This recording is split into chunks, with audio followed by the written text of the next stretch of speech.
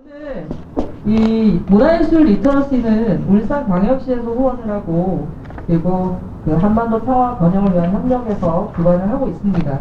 그리고 이것을 이제 진행하고 있는 것은 한평협의 영상 그 운영위원회에서 진행을 하하고 있고 오늘 그 첫 수업을 굉장히 귀한 분을 모셨는데요. 일단 오늘 순서는 이 한평협의 이사장님인 김창현 대표님의 말씀을 먼저 듣고 그 다음에 정지영 감독님 소개 인사드리고 강의 시작하는 것으로 가겠습니다. 예, 오늘 정말 이렇게 코로나를 뚫고 엄선된 분들만 모여서 참 귀한 분을 모셔서 참 좋은 시간을 갖게 되었습니다. 정지영 감독님은 큰 족적을 남긴 이 영화로 보면 끊임없이 이 사회의 문제를 항상 파헤치고 또 그 따뜻한 시각으로 이걸 또 극복하고자 하는 길을 제시해온 정말 참 훌륭한 분이시죠.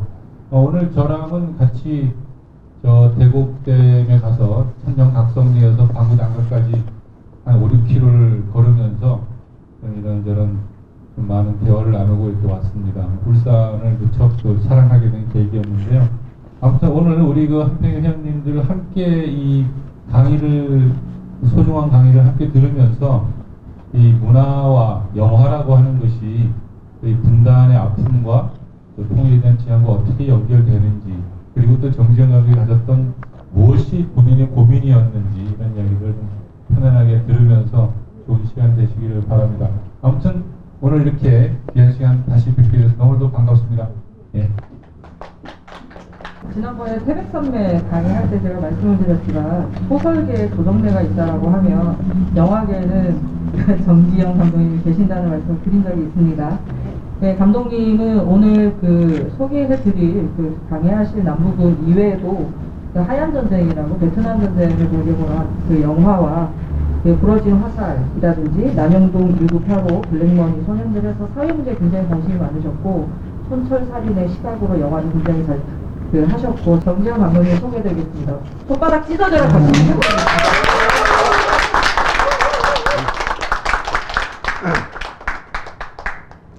소개를 너무 거창하게 해주셨는데 특히 이제 김창현 대표가 그 한국 영화계에 큰 족적을 남겼다고 얘기했는데 아직 남기려고 노력하는 사람입니다. 네. 오늘 강의는 저 여기 분단과 영화 이렇게 했는데요. 분단과 영화 하면 상당히 딱딱한 것 같고 저는 그냥 잡담식으로 할래요 강의를.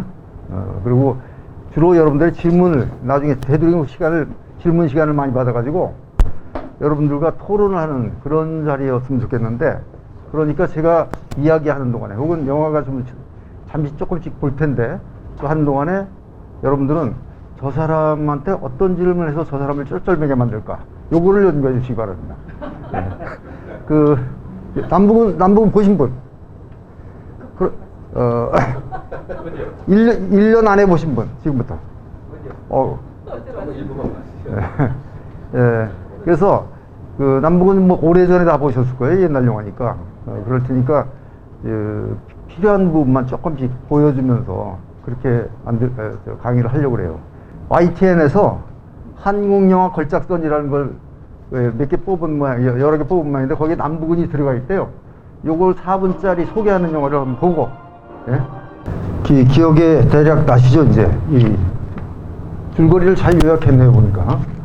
지금 얘기한 사람은 평론가인데, 이 평론가가 얘기한 내용 중에 여러분들이 날카롭게 질문할 요소들이 많이 있는 것 같아요. 왜냐면, 김혁이라는 사람의 이 객관적인 시각을 통해서 남북 분단의 문제를 짚어가고 있다는데 과연 그런지, 예? 예, 이 평론가의 지적이 과연 옳은 건지 아닌 건지 이런 것도 한번 볼 필요가 있겠어요.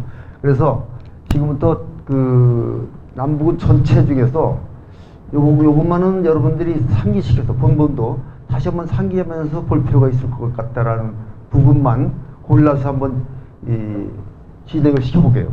제가 이것 그 앞에 이 나오는 사람 뭐 스텝 캐스트를 소개한 걸 여러분들 보여주고 싶었던 게 아니고 이 영화를 찍을 때 가장 큰 고민은 뭐였냐면은 빨치산이 어떻게 빨치산이 됐나 도대체 왜 산으로 갔나 이게 가장 큰 고민이었어요. 그걸 설명하기 전에는 관객들이 저 사람이 빨치산 활동을 하긴 하는 모양인데 어떻게 다 저렇게 된 거지? 그것을 객관적으로 설명할 자료가 필요하다는 생각이 들어가지고 해방 이후 이태라는 사람이 빨치산이 되기까지 한국 사회는 어떤 상황을 거쳤나 이거를 이제 보여주기 위해서 시간도 절약하고 그래서 그러기 위해서 자막 사이사이에 그 역사 사건을 집어넣은 거예요. 즉 우리는 해방이 됐지만은 해방을 우리 스스로 한 게 아니고 미군과 소련이 시켰죠. 그러다 보니까 남북이 갈라졌고 남북이 갈라지다 보니까 사건이 연이어서 터지기 시작했어요. 그러니까 좌와 우가 갈라져 가지고 서로 이념 투쟁을 하면서 남쪽에서도 물론이고 물론 북쪽에서는 김일성이 장악을 해버린 바람에 이념적 분쟁이 웃었죠. 근데 남쪽은 이미 독립투쟁 당시부터 독립운동 당시부터 좌우파가 나눠져 있었잖아요.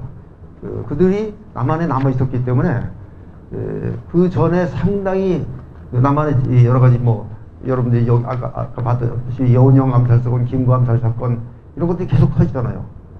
그런 와중에서 이태라는 사람이 합동통일자 기자였는데 그때 전쟁이 터진 거죠. 전쟁이 터지니까 합동통일자가 접수될 거 아닙니까? 아니 서울에 인민군이 신자면서 접수됐잖아요. 그러니까 이 사람은 원래 좌파였단 말이죠. 이 사람은. 그러다 보니까 북한에서 이 좌파들이 내려와서 통일을 한다니까 거기 합류해가지고 중앙통신사 기자가 된 거예요. 그래 그 기자 자격으로 전주까지 전쟁 남하니까 인민군이 남하니까 그냥 따라 내려왔다가 미군이 인천 상륙 작전을 통해서 이제 패퇴하기 시작했죠. 인민군들이 패퇴하니까 그 상부 지령이 그 기자들은 저기를 들어가라. 소위 전북 도당으로 들어가라. 그런 바람에 여군산이라는 전북 도당 지부가 있는 쪽으로 들어가서 빨치산이 된 거예요. 빨치산이 돼서 그 사람은 이제 빨치산이라는 거 거기서 기자가 아니고 거기는 이제 전투병들이니까 옛날에 일제시대 학병 역할을 조금 했다 그러니까 너 전투 경험이 있으니까 소대장 해라. 그래서 소대장이 돼가지고 여기서 참여를 하다가 박민자라는 간호병을 만났죠. 그래서 그 간호병과 함께 이제 우연히 이제 자기도 상처 입고 그러다 치료받다 보니까 좀 친해진 거예요. 그다음 이 사이엔 뭐가 있냐면 이제 박민자랑 친해지는 과정이 나오잖아요. 간호병이랑 둘이 말하자면 다른 부대들이랑 떨어져 가지고 박민자한테 치료를 받으면서 아까 평론가가 소개한 장면들이 있어요. 거기 보면 박민자가 어떻게 산에 들어왔는가가 박민자의 사인이 나오죠. 박민자는 대전에서 간호사를 하고 있었는데 인민군이 나와서 병원을 접수했어. 근데 거기 부상자가 많아. 그러니까 그냥 인민군들 부상병을 치료하다 보니까 따라온 거예요. 그래서 근데 그 오빠는 인민군들한테 전쟁에서 죽어버렸거든요. 그러니까 이태가 아니 오빠를 죽인 사람을 도와주고 있구만. 이러니까 박민자에게는 어디서나 부상당한 사람은 내가 필요하다. 나는 그들에게 필요한 사람이다. 이런 얘기를 해요. 즉 원작자가 이 박민자를 만난 것은 일종의 운명이라고 봐야 돼요. 박민자는 그런 의미에서 나는 이 조국이라고 생각했어요. 그는 이 좌우가 없고 남과 북이 없어요. 자기의 도움이 필요하면 가서 도와주는 사람이거든요. 그래서 여기서 이태를 만났는데 그런 이태와 안타깝게도 헤어지고 그 다음에 자기의 당번병이었던 여기에 지금 전세용이라는 임창정이죠. 임창정 데뷔작입니다 이게. 네. 예. 임창정이를 이제 이 부상당한 임창정이를 데리고 가는데 임창정이 하는 얘기가 왜 이 싸움이 이 싸움을 이기고 나면 자기도 그 대장동무처럼 서울 가서 공부를 열심히 더 많이 하고 싶다. 근데 자기는 잘 모르지만 우리가 싸우는 게 이 좋은 세상을 만나기 위해서죠. 그러니까 그렇다고. 이태씨는 이제 어린아이니까 그렇게 단순하게 이제 얘기를 하는 거죠. 이 장면은 원작에는 노래 시합만 있어요. 그러니까 그 강아지가 와서 사격이 중단되고 애가 와서 강아지를 데려가는 장면은 이유태 씨 원작자가 다른 데서 들은 이야기예요. 그거를 나한테 들려줘서 그거를 영화 속에 내가 참여를 했어요. 이제 이게 섞은 거죠. 원작에 이 노래하는 장면, 서로 두만강 노래 시합 장면은 그 이태 씨의 말에 의하면은 군인들보다 자기들이 설치 숫자가 적기 때문에 계속 싸우다가는 자기들에게 큰 피해가 올 것 같아서 일부러 사람들을 퍼뜨려서 그렇게 멀리 퍼뜨려서 많은 숫자인 것처럼 속여서 노래 시합을 해서 상대방이 물러가게 했다. 원작에는 그렇게 돼 있어요. 그런 이야기인데 그런 이야기에다가 강아지 얘기를 제가 같이 섞은 거죠. 이 강아지 사건은 이거는 한국전쟁 외에는 저는 있을 수 없는 사건이라고 보거든요. 이게 같은 민족이니까 자기들 아이가, 동생이나 아들 같은 아이가 전쟁 속에 뛰어 들어오니까 사격을 멈출 수밖에 없잖아요. 예? 그래가지고 강아지를 구할 때까지 기다렸다가 이제 사격이 멈춘 김에 노래 시합을 하게 된 거죠. 그래서 이 장면은 그 외국인들한테 특히 상당히 인상 깊은 장면이었다는 얘기를 많이 들었어요. 예? 자기들은 이런 장면을 생각할 수가 없다. 근데 우리는 이태 씨의 말에 의하면 실제로 자기가 이제 이런 다른 무대에서 이런 경험을 했다는 것을 들은 거죠. 여기 이제 아까 평론가가 김영이라는 인물을 통해서 이 전쟁의 의미와 그리고 이념의 갈등을 객관적으로 보여주고 있다고 그랬는데, 여기 김영이라는 사람이, 최민수가 분한 김영이라는 사람은 이 영화 처음부터 끝까지 이태 씨랑 같이 운명을 같이 가죠. 헤어졌다가는 또 만나고 헤어졌다가 또 만나는데, 이분은 그 당시에 연세대학교, 그러니까 연희전문이죠. 연희전문 영문과를 다니다가 들어온 사람이에요. 연희전문 영문과를 다니다가 자기 고향인 순천에 왔다가 이제 산으로 입산을 한 거예요. 물론 자기 스스로 입산을 했어요. 근데 입산을 할 때 자기 그 고향에 자기를 따르던 여자 하나가 같이 따라 들어와요. 그 여자는 오직 아무런 이념적 갈등이 있는 여자가 아니고 그냥 자기가 사랑하는 남자가 산에 간다니까 헤어지기 싫어서 따라 들어온 거예요. 말하자면 그 당시에 빨치산들의 이 분포가 상당히 다양했다는 거죠. 철저하게 이념적 무장을 갖춘 사람도 있는가 하면은 이렇게 김영처럼 상호를 선택해야 돼. 자기가 그냥 이 좌냐 우냐를 선택하지 않으면 설 길이 없어. 그래서 들어오는 사람들. 특히 그 당시에 뭐 잘 아시겠지만 인텔리전자들은 만약에 그러니까 공산주의 이데올로기에 많이 경도돼 있었잖아요. 여기 이 친구도 마찬가지예요. 저는 이 김영이라는 사람을 이 남북을 찍을 때 만난 적이 있거든요. 이태 씨는 바로 이 영화 전쟁 빨치산 생활하다가 사표가 잡혔을 때 얼마 후에 저는 풀려나요. 운이 좋아서 풀려나는데 김영 씨는 이태 씨보다 먼저 잡혔어요. 근데 이 사람은 전향을 강요하니까, 전향을 하러 하니까 자기가 왜 전향을 해야 되는지 모르겠어요. 전향을 하면은 풀어준대요. 뭐 지금도 마찬가지지만 당시도 그랬어요. 전향서만 쓰면은 감옥에서 나갈 수 있는데 자기가 전향서를 왜 써야 되는지 모르기 때문에 버티다가 14년 만에 나왔어요. 감옥 생활을 14년 했어요. 그러고 나와서 이 과일 장사를 하고 계시더라고. 이 영화 찍을 때. 이 영화 찍을 때 신림동에서 과일 장사를 뭐 크게 하는 것도 아니고 왜 이렇게 노점상이죠. 그런 과일 장사를 하시더라고. 제가 이제 이태 씨를 따라서 방문을 했더니, 근데 그때 인상이 깊었던 게 그 과일 가게 조그만 이렇게 과일을 이렇게 이 비닐 쳐놓고 이렇게 팔고 있는데 공부를 하고 있어요. 보니까 영어 사전이에요. 영어 사전 펴놓고 공부를 하고 있더라고. 예? 상당히 인상 깊었어요. 노인네가. 그래서 영화 그때 그 당시에도 이 감옥에서 겪은 것 때문에 폐쇄공포증이 있어서 아무데나 못 가요. 보호자가 꼭 있어야지. 그래서 이태씨가 영화 구경도 이태씨 때문에 이태씨의 안내를 통해서 극장에도 왔다 갔어요. 네. 그런 분인데 결국 또 이태씨보다 먼저 돌아가셨어요, 저는. 네? 나중에 이태씨 돌아가시지만 아무튼 그런 사람인데 보기에도 상당히 왜소하고 최민수는 뭐 덩치는 크지만은 여기 아주 착하게 나오잖아요. 그렇게 생겼던 사람이에요. 바로 이 영화에서 전체적으로 이념적 갈등에 대해서 문제 제기를 하는 게 김영희하고 이태씨의 대화. 그리고 나중에 이태씨가 이제 정치부에 들어가잖아요. 그래서 정치부에서 토론하는 것.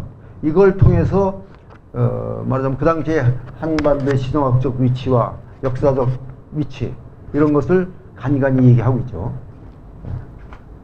이제 이태 씨 일행이 환자로 환자 아지트라는 데 있다가 남부군에 갈 사람 남부군에 갈 사람 거기 가면 먹을 것도 많다 그러니까 남부군에 합류가 됐어요.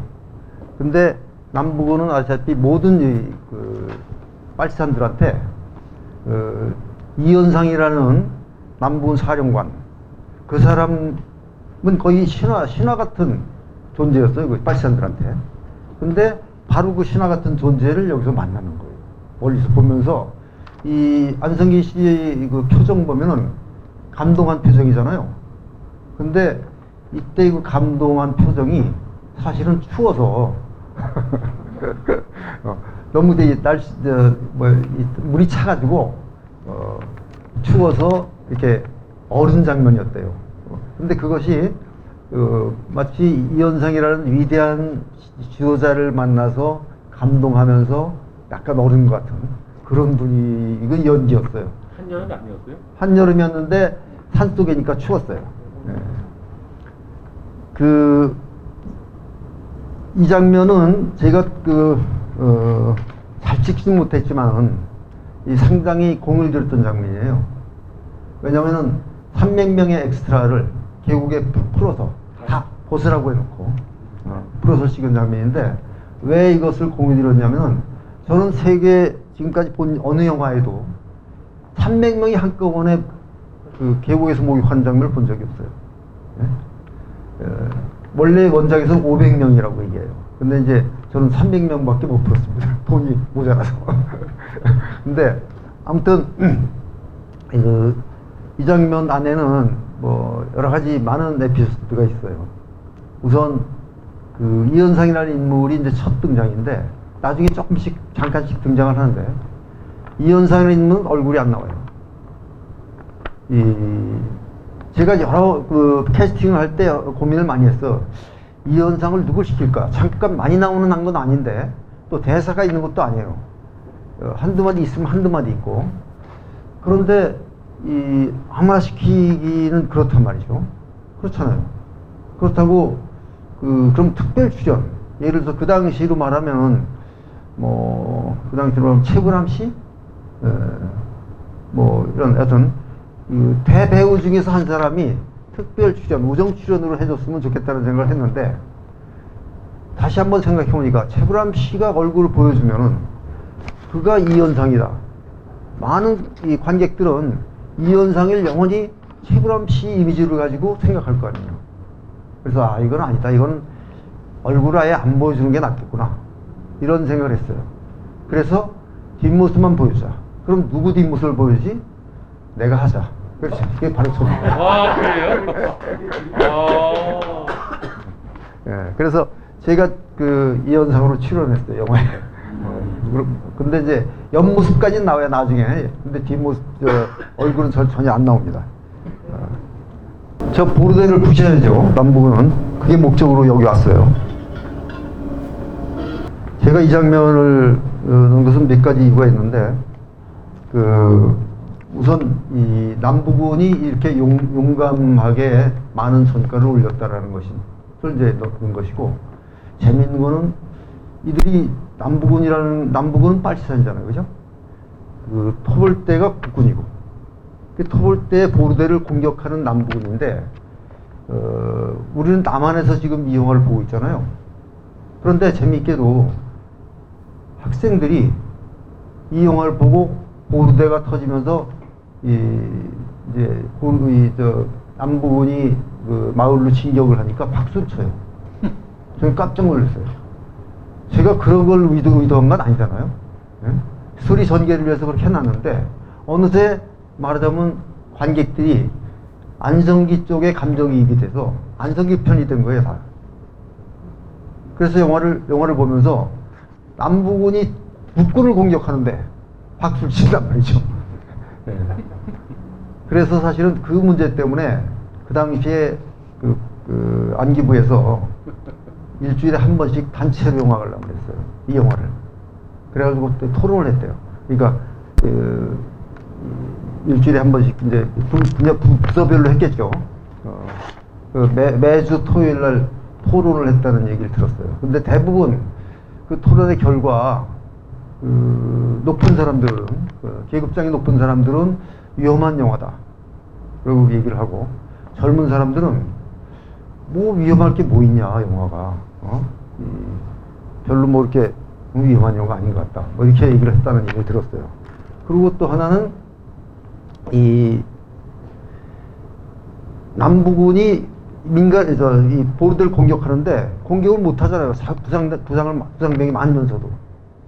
그 이유는 박격포로 터뜨리면 쉬운데 박격포가 잘못 날아가서 민가 옆에 있으니까 보르대가 민가가 다칠까봐 못 치는 거예요. 예? 그래서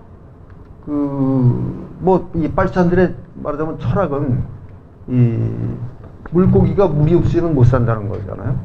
즉 빨치산들에는 마을 사람들, 주민들은 곧 물이고 자기들이 물고기였어요. 주민들이 자기들 편에 서지 않으면 자기들은 다 죽는 거예요. 생각을 해보세요. 산속에서 고립돼가지고 가끔 이제 경찰 파출소를 습격하고 그 경찰 국군과 싸우는데 주민들이 자기 편이 안 들어봐요. 자기들은 그냥 갈 데가 없어요. 예? 주민들에게 가서 식량을 얻어, 소위 보급투쟁이라는 걸 통해서 식량을 얻어서 채워야 되고 그러기 때문에 주민들과 자기들은 밀착되어 있는 거죠. 그러니까 주민들을 항상 보호하는 그런 의식을 가지고 빨치산 생활을 했던 거죠. 그리고 또 하나는 제가 이제 이 영화를 통해서 이 소설에서 처음 본 건데, 총알이 솜니부를 뚫지 못한다는 것을 그때 알았어요. 솜니부를 안고 가면은 총알이 뚫고 자기 몸에 들어오지 않는데요. 왜냐하면은 총알이 이렇게 돌잖아요. 바로 가는 게 아니고 도는데 돌다가 멈추는 거죠. 네? 솜 때문에. 네. 그래서 지금 여기 이혜영 씨가 솜니부를 갖고 뛰는 거죠. 그래서 이혜영 씨는 여기서 세운 공으로 바로 대대장으로 승진을 해요. 네. 정치부에 이제 들어와서 이태 씨는 정치부에 들어서 전산편찬을 하게 되죠. 네. 그러니까 전투 기록을 하는 거죠. 일종의 기자 역할을 하고 있는 거예요. 근데 이 정치부에 들어오니까 역시 정치 부원들은 되게 그 전쟁의 전황이라든가 또 정세 변화라든가 이런 거에 민감하니까 그걸 통해서 앞으로 전개될 한국 전쟁의 상황을 간접적으로 설명하고 있는데, 여기서도 보면은 이게 이제 영화 마지막에 복선이라고 봐야 되는데, 곧 휴전회담이 이제 열릴 거라고 그러잖아요. 휴전회담이 열리는데 과연 우리 빨치산이 우리가 빨치산은 이제 그럼 휴전회담이 열려서 우리 북으로 가면은 영웅 대접을 받을 것이다 한 사람이, 그러니까 이태 씨가 우리가 정규군이 아니지 않습니까? 정규군이 아니면은 그 회담 속에 우리의 입장이 말하자면 반영되지 않을 것이다. 그렇게 되면 우리는 어떻게 될지 위험하다. 그러니까 이제 혼나는 장면이죠. 예. 근데 실제로 이제 마지막에 어떤 결론이 나오죠. 이 문제에 대해서.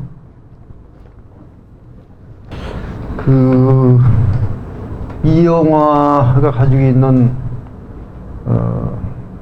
테마를 여기서 말하고 있는 것 같아요, 보니까. 예? 이 정치부들이니까 역시 지금 이들은 이제 그 토벌군들에 의해서 이 빨치산들 소탕작전이 대대적인 소탕작전이었어요. 그때 백선엽이 두목이 돼서 두목이 아니라 백선엽이 사령관이 돼가지고 빨치산 토벌작전이 일어났는데 그 이름이 뭐였더라? 하여튼 무슨 하여튼 대대적인 토벌작전이 일어나서 계속 도망 다니는 거예요 지금. 예? 하여튼 끊임없이 쫓아와요.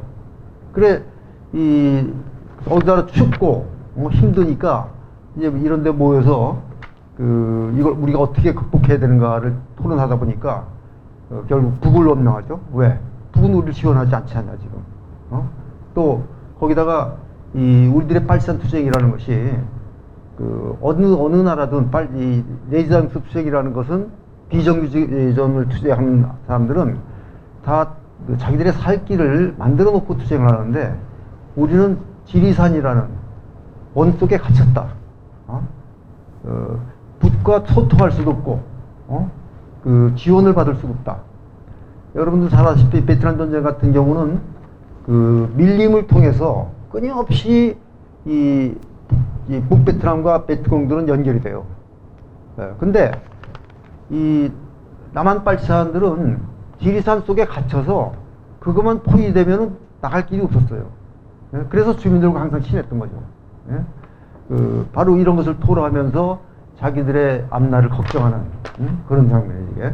더군다나 이 마지막에 어떤 친구가 이제 이 북이고 남이고 이겨봐야 아무 소용없다 이런 말까지 하잖아요. 왜? 어디가 이기든 이 전쟁이 일어나기 시작한 것은 미국과 러시아의 이데올로기 싸움에서 우리가 희생당하고 있는 것이기 때문에 이겨봐야 우리들의 것이 아니다. 이런 말까지 해서 이제 지도로부터 혼나는 그런 얘기죠. 패퇴하다가 이 선이 끊어져요. 선이 끊어진다는 말은 어느 시점에 보니까 뒤에 따라오는 사람이 하나도 없어요. 예? 그러니까 그걸 이어줘야 되잖아요. 그래 마침 그때 이태씨하고 김영희가 뒤따라오는데 이 승리부대 부대장으로부터 너희들이 좀 이어더라. 우리 어디 있을 테니까 그걸로 연결시켜라. 이래가지고 두 사람이 이제 떨어지게 되는 거예요.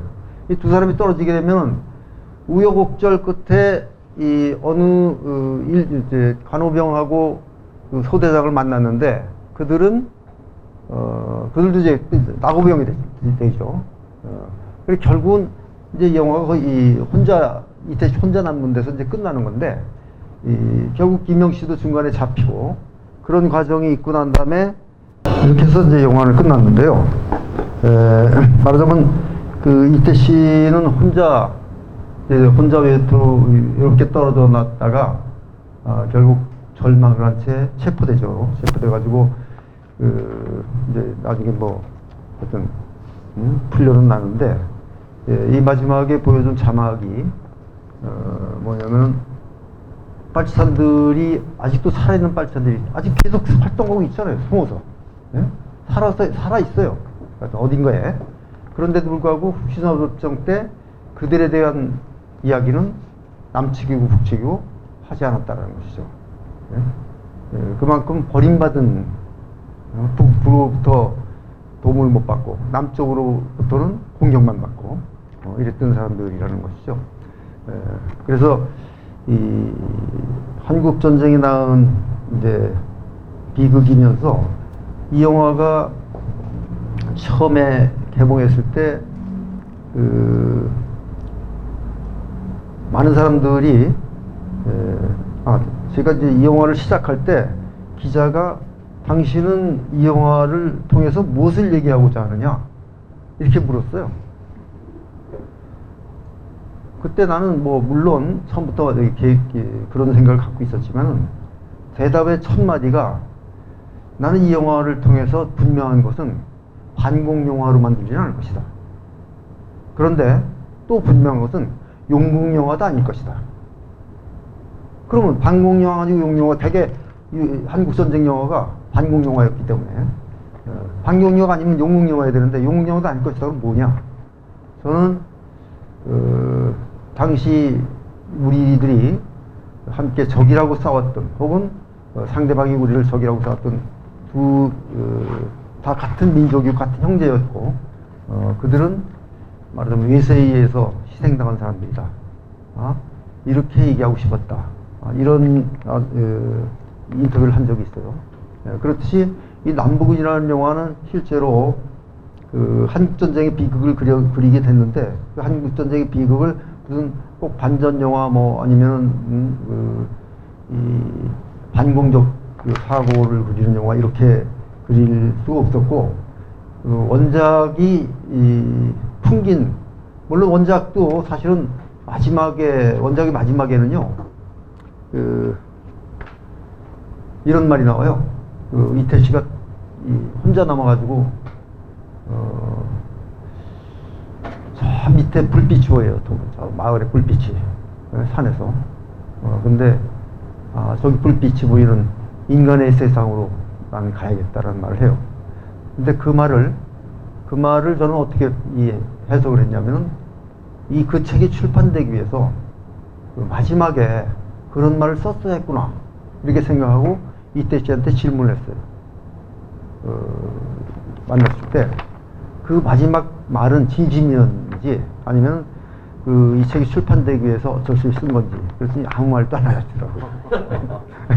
네. 하여튼 그 당시에는 이 영화가 그 당시에 이제 이 영화를 만들려면은 문화부에, 요즘에 문화광복부죠, 문화광복부에 대본을 제출해야 됐어요. 미리 대본을 제출해서 이런 영화를 만들려고 합니다. 그러면 그 문화부에서는 그 시나리오를 보고, 이러이런 장면은 좀 이렇게 하시는 게 어떻습니까? 지도를 해요. 네? 지도 편달을 합니다.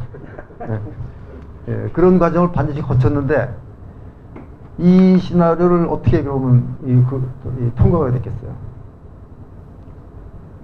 저는 시나리오를 다 쓰고 나서 조감독한테 반공 시나리오를 하나 써라, 이야기를 가지고 반공 시나리오를 써라. 그래서 아무 말 없이 통과가 됐어요. 네, 찍을 때는 제발 찍을 때 그렇게 마음대로 찍어서 나중에 검열을 어떻게 통과하려고 그냥 이렇게 묻는 사람이 많죠. 그때 저는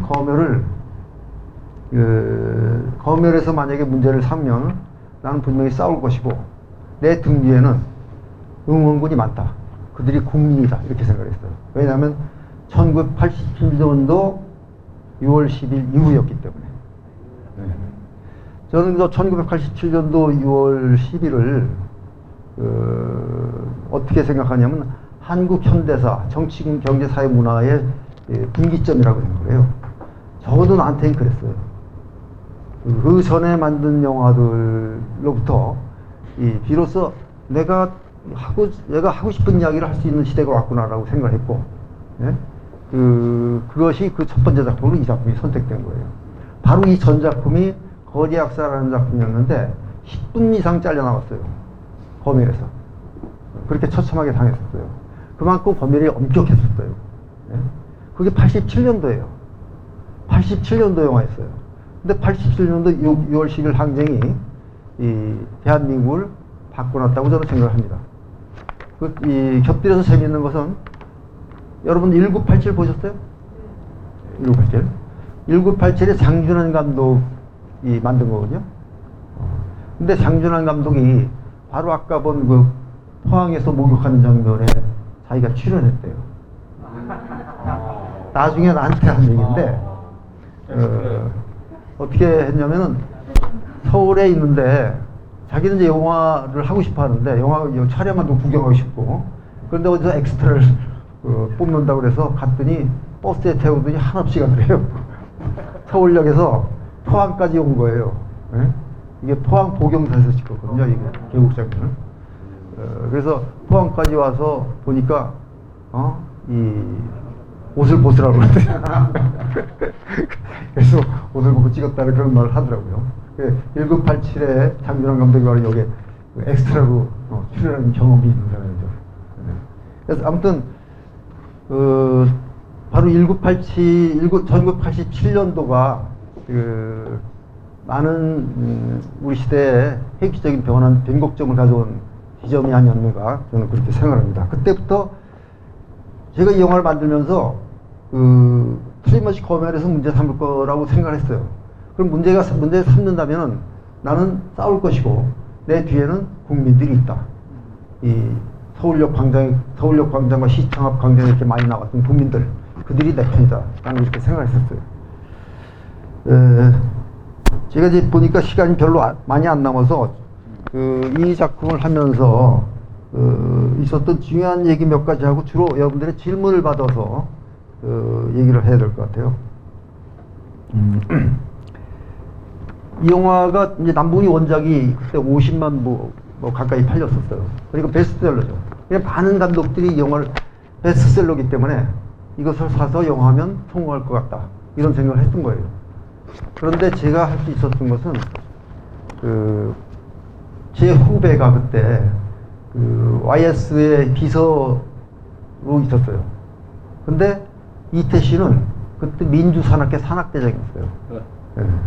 그렇기 때문에 접촉이 가능할 것이다 그래서 접촉을 해가지고 그 사람을 통해서 접촉을 할 수 있었어요. 다른 사람들은 쉽게 이태 씨가 이 작품을 주지 못하는 게 자기가 이거 73년도부터 80년 10여 년을 꼼꼼히 쓴 작품이거든요. 이게 언제 발표할까 하면서 그랬던 건데 함부로 영화하기가 힘들다고 생각했기 때문에 함부로 안 내줬었어요. 근데 이제 그 사람을 통해서 내가 이태 씨한테 그걸 입수할 수 있었어요. 그러고 나서 제가 이제 스텝을 구성해야 되잖아요. 스텝을 구성해야 되는데 제가 그동안에 촬영을 같이 했던 사람이 있어요. 계속 촬영 감독이 학교 선배이기도 하고 그분한테 이 책을 한번 그때 시나리오도 아직 안 나왔을 때니까 원작을 주면서 이 책을 한번 읽어보시라고 이걸 다음 작품을 하겠다고 그랬더니 그 사람이 한 며칠 후에 보자고 해서 만났더니 나한테 아니 왜 이런 작품을 하려고 그러냐고 그래서 아니 왜 그러시냐고 그래서 위험하지 않냐고 그래서 그런 사고를 가진 사람과는 일을 하기 힘들잖아요. 네? 우선 내가 나만 따라오세요 그렇다고 이 사람이 신나게 찍겠습니까? 네. 그래 바로 그 사람을 제외시키고 다른 사람을 찾았는데 물론 그 사람도 나랑 옛날에 한 번 딱 일해본 사람인데 이 사람은 미국 CBS 뉴스를 한국에서 보내는 촬영이 있었어요. 촬영 감독이었어요. 예. 그래서 이 사람 정적 감각이 좀 다른 사람보다 진보적일 것이라는 생각을 가지고 접촉을 했는데 역시 오케이. 바로 오케이 했고 이 사람 때문에 이 작품은 4계절 찍어야 되거든요. 1년을 찍는데 1년을 찍는다는 것은 다른 사람들 그러니까 특별한 연기자들한테 다른 작품 못하게 하는 거잖아요. 예? 그만큼 힘든 거잖아요. 또 이 사람이 가장 이제 나이가 어린이었는데 바로 이분 때문에 이것을 잘 지탱할 수 있었어요. 뭐 아시는 분은 아시겠지만 이 작품을 찍으면서 저는 중간에 한번 구치소를 갔었거든요. 예, 많은 이제 영화인들은 정지영 감독이 이 영화를 못 찍게 하기 위해서 당국에서 잡아놓는 것이다 이렇게 얘기를 했는데 저는 그것을 안 믿었고 결국 구치소 2달 있다가 나와서 다시 찍었어요. 그거는 아까 그 복용사 목욕하는 장면 있잖아요. 그때 경찰들이 와서 저를 잡아갔는데 저는 그게 이제 여름 장면 내일이면 여름 장면이 끝나요. 그 다음에 가을 장면 찍으면 돼. 근데 오늘 와서 같이 좀 서울로 가야겠다고 그래서 알겠다고 알겠는데 이거 내일 하루만 더 찍고 가자. 그래서 그들한테 술도 먹이면서 이제 재밌게 했는데 결국 그 이튿날 하루를 더 못 찍고 서울로 올라왔어요. 서울로 올라왔는데 그러면 어떻게 됐습니까? 여름 장면 하루 못 찍은 거잖아요. 그걸 어떻게 찍었냐면은 바로 아까 여러분들이 봤어요. 보루대 이 공격하는 숲속에 이쪽 빨치산들의 뭐 어떻게 공격할까? 뭐 이렇게 토론한 게 있어요. 그게 겨울에 찍은 거예요. 거기는 소나무 숲이고, 그럼 소나무 숲에서 겨울에 어떻게 찍었냐면은 연기자들한테 전부 얼음을 먹였어요. 얼음을 다 입에 물고 연기한 거예요. 입김이 나기 때문에. 그냥 하면 입기 나기 때문에 얼음을 다 물어서 입안을 차게 만들고 연기를 시켰어요. 그런 에피소드가 있는 그런 겁니다. 구치소, 서울구치소에 있는 여기 청계산이 보이는데 창면으로, 창밖으로. 청계산이 자꾸 노랗게 변해가는데 가을 장면을 찍어야 되잖아요. 근데 자꾸 노랗게 변해가요. 큰일 났어요. 내가 나가야 되는데. 그런데 아슬아슬하게 10월 23일인가 제가 나온 것 같은데 나와서 무조건 남쪽으로 달려갔어요. 가을을 찍을 수 있는 곳. 이 전라도 감천사라는 데 가서 가을을 발견하고 여기서 찍으면 되겠다 해가지고 서울 올라와서 준비해가지고 이 모든 이제 한 100명의 스텝 연기자들이 내려갔는데 방음이 다 섰더라고요. 그 자리에. 그걸 보고 다시 무조건 어딘지 모르지만 남쪽으로 가자. 남쪽으로 가서 마지막 도갑사, 그러니까 월출산, 거기 가서 가을 장면을 간신히 찍을 수 있었어요. 이거 다 찍고 나니까 러닝 타임이 3시간 반이었어요. 3시간 반짜리 영화는 아무데도 안 봐도 돼요, 극장에서.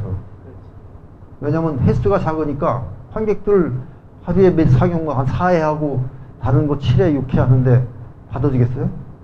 그래서 고민하다가 열심히 편집을 해서 2시간 반짜리를 만들었어요. 그래서 이건 2시간 35분인가 그래요, 영화가. 그래서 이제 2시간 35분도 사실은 잘 안 받아줄 수 있는데 대한극장에서 받아주는 바람에 이 영화를 찍을 수 있었죠. 이 영화가 이제 시사를 하게 됐어요. 영화는 이제 개봉 전에 시사를 하는데 제일 첫 시사가 영화인들 시사예요. 우리 식구들 빼놓고 이제 하는 시사가 영화인들 시사인데, 영화인들 시사하는데 보통 그 반응을 보고 우리가 감을 잡거든요. 거기에는 배급하는 사람들, 뭐 영화 전문가들이 와 있기 때문에.